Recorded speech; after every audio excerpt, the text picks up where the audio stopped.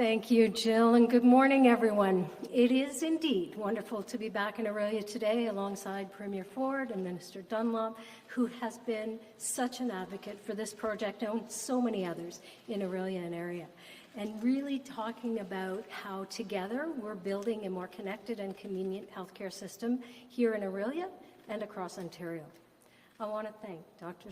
Siddell and everyone at Lakehead University for hosting us today, as well as the entire team at Orillia Soldiers Memorial Hospital for everything you do to provide exceptional care to patients and families in Orillia and across Simcoe Muskoka each and every day.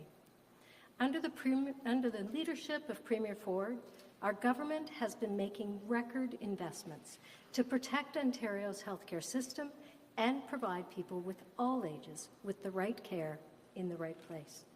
We are taking bold and innovative action to make it easier and faster to connect you and your family to the care you need closer to home. And we're seeing the results of those efforts.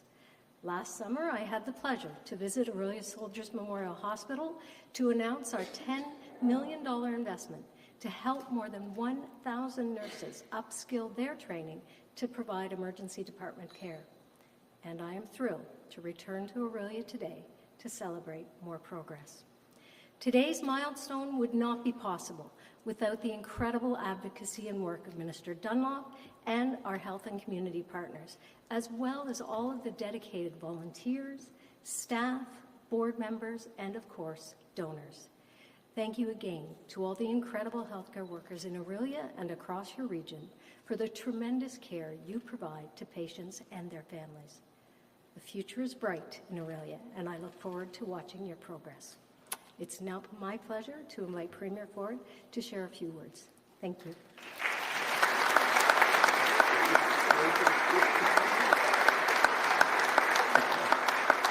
Oh boy, well, good morning, everyone.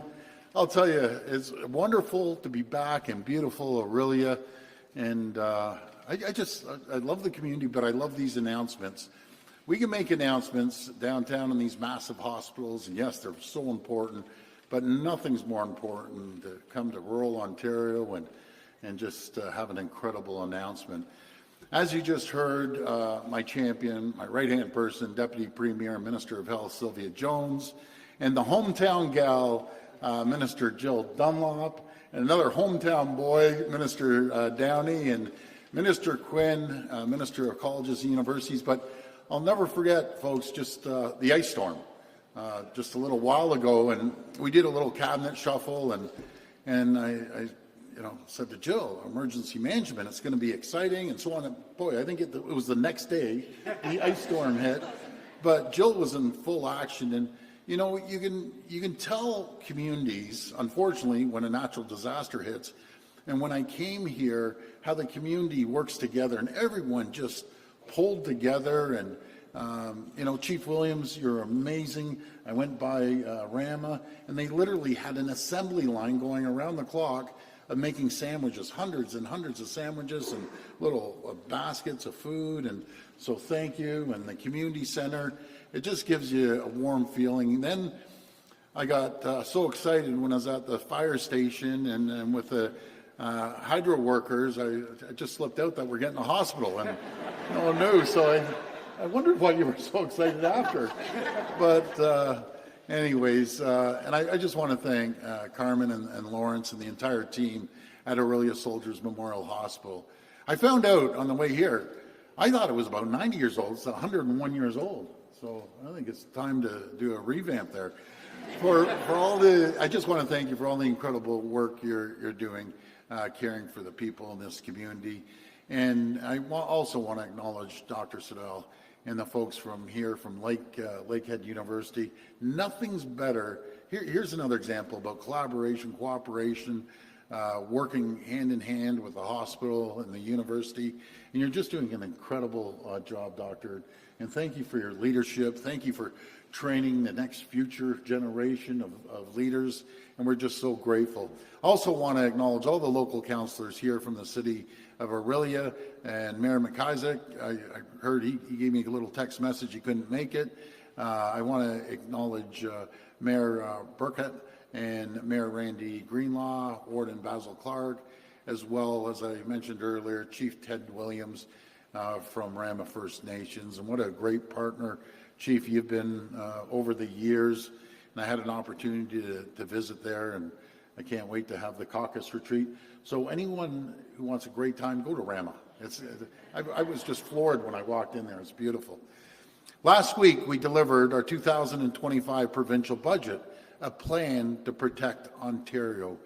So we sit around the cabinet table, and then the finance minister comes and the president of the treasury, and we have two choices when it comes to budget, and that's to balance next year or balance in 2 years. And I mentioned to Peter, our finance minister, which we're so blessed to have I say the best finance minister we've ever seen, but the best finance minister in Canada. He says, well, we could balance next year, or we could take one more year to move forward and we'll balance then. And I said, what does it take balancing? Well, we got to cut this funding and infrastructure and this and that. Never, ever are we going to cut, ever. We never have, we never will. And I say, invest in infrastructure, invest in new colleges and universities and schools and hospitals and roads and highways and bridges. That's one thing you never do, folks, is stop building infrastructure. So that's the route we took. We ran on a platform, and I have a duty to protect every single community, the people of this province, the businesses, and everything else. And I will always protect the people of Ontario, no matter what it takes, and we're showing that today. So we have to make sure that as we move forward, I always say the foundation of our healthcare system, our education system, infrastructure is our economy. And that's what we need to focus on to pay for everything else. And help Ontario face down anything that comes our way, especially from the nasty guy south of the border. I threw that one in. I went off script on that one. Part of the plan includes investing in healthcare, which is why our government has committed $60 billion to build and upgrade more than 50 hospitals across the province. Folks, this has never been done in the history of our province and our country, that we have 50 projects going right across the province. And again, I don't call it spending money, I call it investing into communities, into our great doctors and nurses and healthcare workers, which I'll put our docs and nurses and healthcare workers against anyone in the entire world. We're also investing $2.1 billion to connect everyone in the province to a family doctor or a primary care team as part of our primary care action plan, which is led by my great Deputy Premier and Minister of Health. But she's tapped a phenomenal person on the shoulder and said, can you support and help? And we all know that, Dr. Jane Philpott, she's one of the best leaders when it comes to connecting patients and docs together. So Dr. Philpott's going to be leading the charge along with my great Minister of Health. We're overseeing the largest expansion of medical school seats in more than a decade.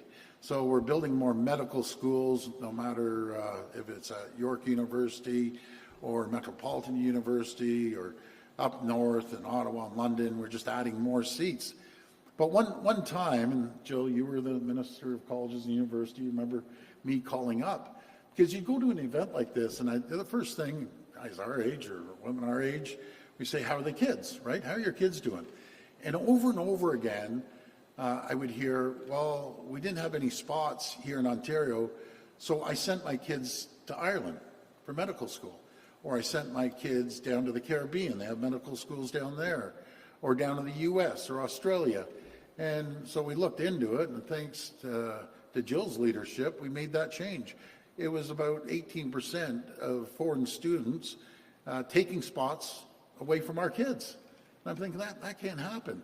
So we've changed it. Again, I know it's over to you now, Nolan, but now we have 100% Canadian students. Out of the 100% Canadian students, 95% have to come from Ontario. So now we're making sure we have Ontario students learning in the medical universities that are going to be practicing here at one of the new hospitals, hopefully here in Orillia.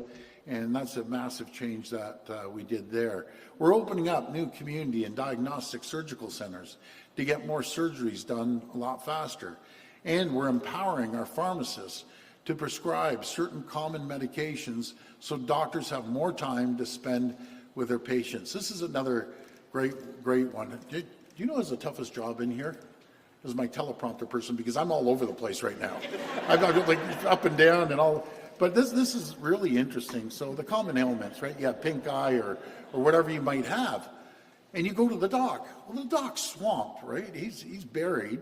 And there's so many things that you can just go to the pharmacist and get a prescription filled. Are we over 2.1 million people? Over 2 million people have been diverted now to free up the docs. Now they get to go to their pharmacy. So that was an incredible opportunity for the pharmacists and for the docs.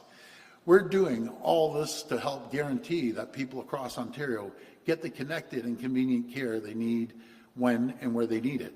That's why today I'm so pleased to announce a second time we're investing $3 million as the first step to building a new Soldiers Memorial Hospital right here in Orillia. Congratulations.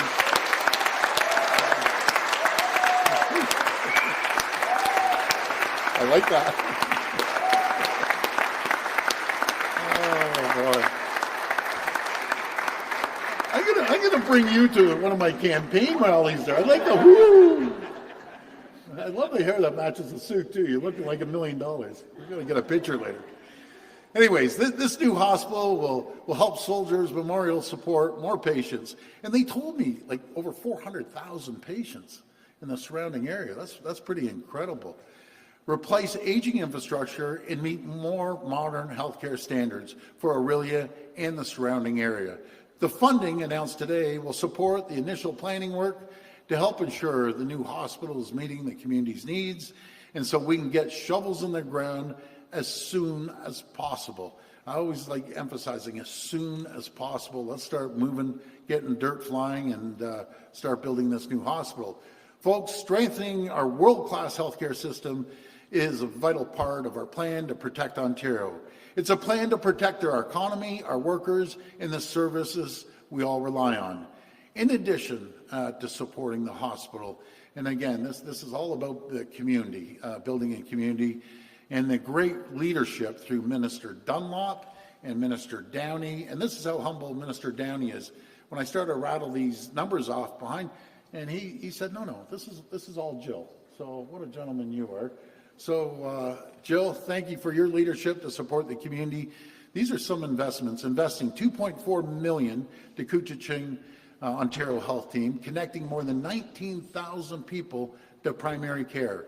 $2 million in annual funding for North Simcoe Youth Wellness Hub, $10.6 million for the construction and replacement of the water standpipe in West Orillia, which will enable more than 3,500 new homes, $4 million for the expansion of Notre Dame Catholic School, and $9 million for a new Orillia Public Elementary School. And you get all the credit, Jill, because that's what happens. And during the pandemic, I found this out when I was up here. I think you went to school at half the town. You either went to junior school, high school, but that's fantastic. Like when you elect a leader like Jill, she's fighting at the table for Orillia every single day. I want to thank you all for helping us in this important work, and in particular, I want to thank all the healthcare workers here today for all your sacrifices you make to keep our province safe and healthy. Thank you, and may God bless the people of Ontario. Thank you so much, folks.